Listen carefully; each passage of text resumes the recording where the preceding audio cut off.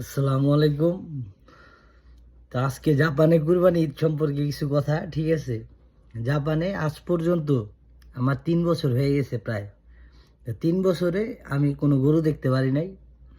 গরু হিসাবে বা গরুর মতো যদি কাউরে দেখতে পারি, তা আমরা নিজেরাই দেখতে পাই, ঠিক আছে? কারণ গরু সারাদিন মনে করেন যে জাগনা থাকে, ঘুমায় না, ঘাস খায়, কাজ করে। তা আমরাও এমন, আমরা হইতেছে গরুর মতো ঘাস খাই, ঘুমাই না, কাজ করি, ঠিক আছে, নিজের দায়িত্ব পালন করি, সেটাই।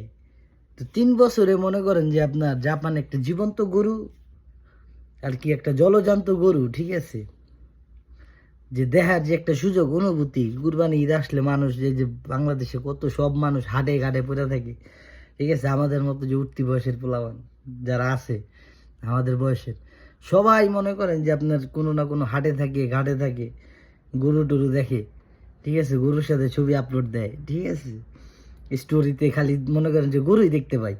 কিন্তু আমরা স্টোরিতে গরু বলতে নিজেরে ছাড়া, ভাই বিশ্বাস করেন, এত দূর দূরান্তে যাই, এত কিছু করি, মনে করেন যে যে এত গভীরে ঘুরতে যাই, এত দূরে গ্রামে, জাপানের যে গ্রামগুলো আছে এখানে ঘুরতে যাই, ঠিক আছে, দৈনন্দিন যাতায়াত হয় অনেক গ্রামে, আর কি অনেক গ্রাম পার করে এক শহর থেকে আরেক শহরে যাই, বাট গরু দেখতে পারি না। দেশে যেমন একটা মনে করেন যে আপনার যে যে কোনো গ্রামে গেলেই আপনি দেখতে পারবেন যে একটা না একটা গরু ঘাস খেতেছে, গরু মনে করেন যে আপনার দৌড়াইতেছে, গরু হাঁটতেছে, ঠিক আছে। দেখবেন বাংলাদেশে তো এমনও আছে যে হাইওয়েতে গরু হাঁটতেছে, হাইওয়েতে গরু দেখা যায়, ছাড়া গরু, ঠিক আছে।